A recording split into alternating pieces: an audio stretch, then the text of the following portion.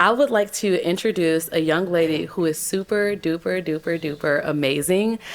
She's one of my sixth graders at our school, Owen Scholastic Academy. She is also recently our student of the month, and she wrote an essay that was so inspiring about the reasons why we need freedom dreaming that I was like, I want to recommend you to come here because that's how powerful you are, and we all deserve to feel and see your power.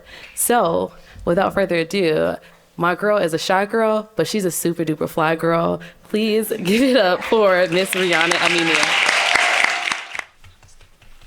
Good morning. My name is Rihannat Aminu, and I currently attend Owen Scholastic Academy on the south side of Chicago, where I'm a sixth grade student. I am so excited to be here this morning at Yale University to share with you about freedom dreaming, which was the topic my class studied with one of our favorite teachers, Miss Kubajak, and was created through her fellowship with the Yale National Initiative. This unit on freedom dreaming had a profound impact on me as a student and as a human being. It presented a unique challenge to me how to be aware of what is happening in the world without losing hope.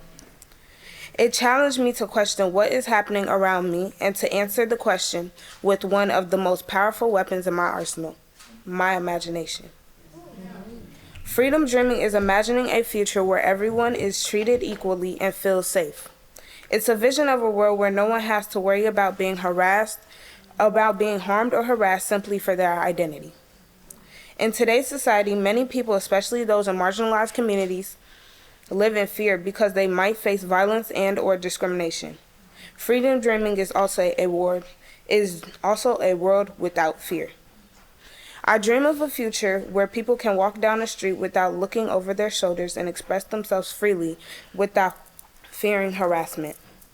I imagine a neighborhood where everyone feels comfortable and accepted, regardless of their background or identity. This vision of safety and acceptance is at the heart of my idea of freedom dreaming.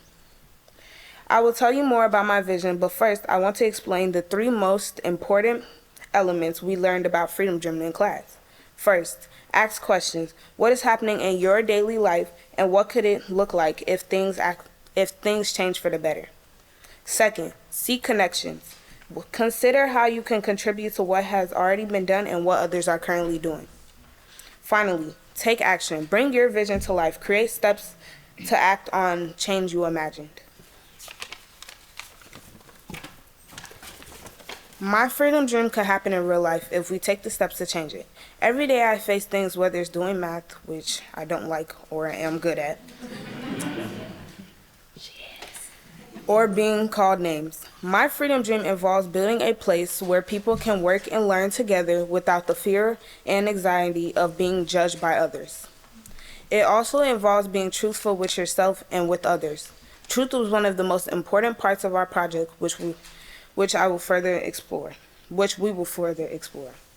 At the start of this unit, we learned about the Florida State Standards for Middle School Social Studies, which, by the way, did you know that teachers have to follow a standard that states, and I quote, instruction includes how slaves develop skills which in some instances can be applied for their personal benefit. My classmates and I were disappointed to find out that students are being taught that slavery was beneficial for enslaved people. I mean, they're really trying to teach students like me that slavery was good. I can't imagine being instructed that there were good parts of slavery, and I'm thankful that I don't have to. Ms. Kubajak asked us a question that sparked what she called critical imagination in my class. What could we, as middle school students from Chicago, do about this? We began to visualize how we could inspire change, and our imagination quickly became action. My sixth grade class is currently planning a rally to bring awareness to this injustice with the hope that our petition will influence their Board of Education to change the standards. We got to act as facilitators too, and began taking the lead in our class. Ms. Kubajak is around if we need her help, but the work that we do is all on us. We have a meeting with our principal next week to submit our proposal to ask her for her approval to bring this rally to life, so wish us luck. This unit stands out from the other social studies lessons that we have. When we first started this unit, we thought it was going to be about the injustice in Florida schools and about slavery, but it was so much more. Before we even knew what freedom dreaming was, we were already doing it. Sure, we learn about history, but we never really learn about Black history. We often do different research projects and study ancient societies, but we rarely dig deeper into slavery and how it affected Black people, how it affected anyone who existed in that system. Our books talk about it, but they make it seem like it wasn't as bad as it was. This unit helped us look at history, but still connected with the present. The unit was very interactive, and there was space to share our ideas about what we thought and felt without worrying about censoring ourselves. Often in other classes, we get shut down before we start to debate different ideas, but in this unit, we were able to disagree and be passionate about it. And believe me, like she said, my class is passionate about everything. I also appreciated the relevance of this unit. We're learning about what is happening right now while still using our knowledge about what happened in the past to guide us today. As Ms. Kubajak often says, everything is connected. This unit helped me grow as a student and as a member of our society. I was introduced to so many new things that I never would have considered. It sparked my interest in researching more about government and social movements.